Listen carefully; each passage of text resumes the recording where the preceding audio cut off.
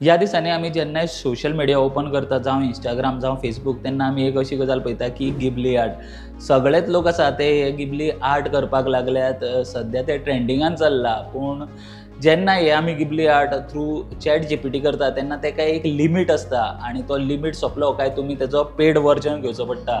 तेन्ना थोडे लोक अशें करतात की तो पेड वर्जन घेवचो पडटा म्हणून ते खंयचे तरी अनट्रस्टेड वेबसायट जावं अनट्रस्टेड जी एप्स आसा तेजे थ्रू हो जो गिबली आर्ट आसा तो फ्री करपा खातीर ते आपले फोटोज अपलोड करता।